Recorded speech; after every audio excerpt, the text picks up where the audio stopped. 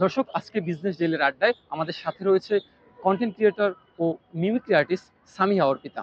আসলে মিমিক্রি পছন্দ করা, মিমিক্রি পছন্দ করাটা শুরু আসলে ছোটবেলা থেকে। আমি ছোটবেলা থেকে কার্টুন দেখতে অনেক বেশি ভালোবাসি। এমন হতো যে ছোটবেলায় এত কার্টুন দেখতাম যে মানে আম্মু বকা দিত যে এত কার্টুন দেখো কেন, এরকম।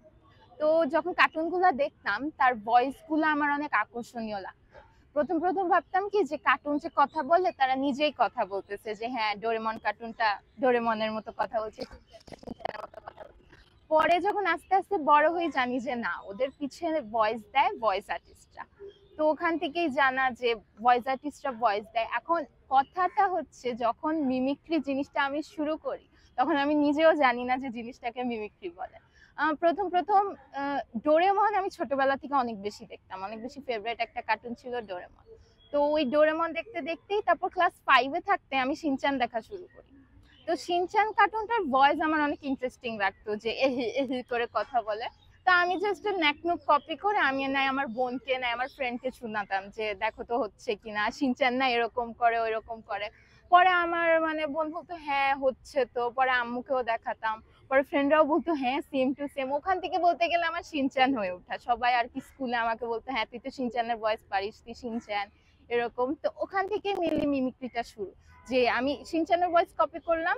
তারপর আস্তে আস্তে আমি জানলাম যে না, জিনিসটাকে মিমিক্রি বলে। তো মানে শুরুটা তখন যখন আমি জানতাম না জিনিসটাকে মিমিক্রি বলে, কিন্তু আস্তে আস্তে জানি যে বিভিন্ন কার্টুন ভয়েস কপি করাকে মিমিক্রি বলে। আপনার শুরুতে প্রতিবন্ধকতা ছিল কি কি?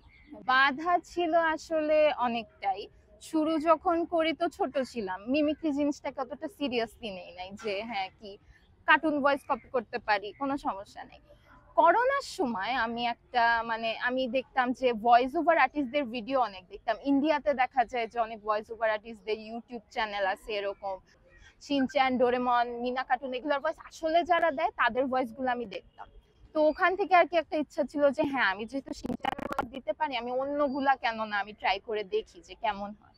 পরে আমি অন্যগুলা ট্রাই করে দেখলাম যে হ্যাঁ অনেকটা মিলে, কিন্তু যখন নিজে নিজে মানে আমি আমি জিনিসটা প্রকাশ করি নাই ফার্স্টে যে আমি অনেকগুলা ভয়েস পারি। আমি নিজে নিজে প্র্যাকটিস করতাম, কারণ ওই কনফিডেন্সটা আমার মধ্যে ছিল না যে হ্যাঁ আমার ভয়েসটা হচ্ছে। তার জন্য ছিল যে অন্য কেউ শুনলে সে বলতে পারবে যে আমার ভয়েসটা হচ্ছে কিনা। পরে আমি করোনার মধ্যে প্রথম একটা আর কি ভিডিও বানাই, যে মানে করোনায় অনেকটাই অবসরের সময় কাটতো। তো ওই টাইমটা আমি একটা ভিডিও বানাই, যে ওখানে 10টা মতো কার্টুনের ভয়েস দিছিলাম, হিন্দি বাংলা মিলায়।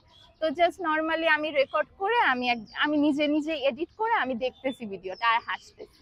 তখন আমার আম্মু জিজ্ঞেস করে যে কি হয়েছে, তুমি হাসতেছো কেন, কি দেখো।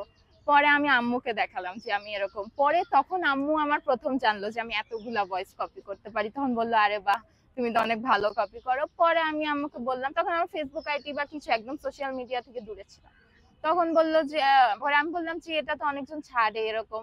পরে আম্মু বলে হ্যাঁ তুমি ছেড়ে দেখো, দেখতে পারো।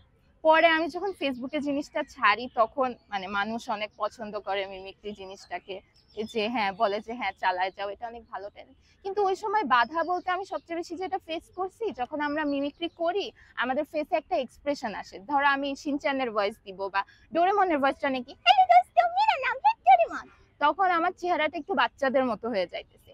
এইটা নিয়ে অনেক কন্ট্রোভার্সি শুনছি, মানে অনেক যে এমন করে কেন, প্রতিবন্ধী নাকি, পাগল নাকি, এ তো মানে কি এই সব কিছু হইলো নাকি।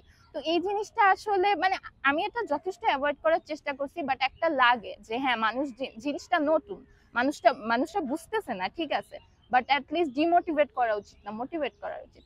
পরে আমি আস্তে আস্তে বুঝলাম যে না, আসলে এই বাধাকে বাধা মনে করলে জীবনে কিছুই করতে পারবো না। তা আমি যথেষ্ট বাধাকে পেরিয়ে চলার চেষ্টা করছি আর জিনিসটা কন্টিনিউ করে যাওয়ার চেষ্টা করছি।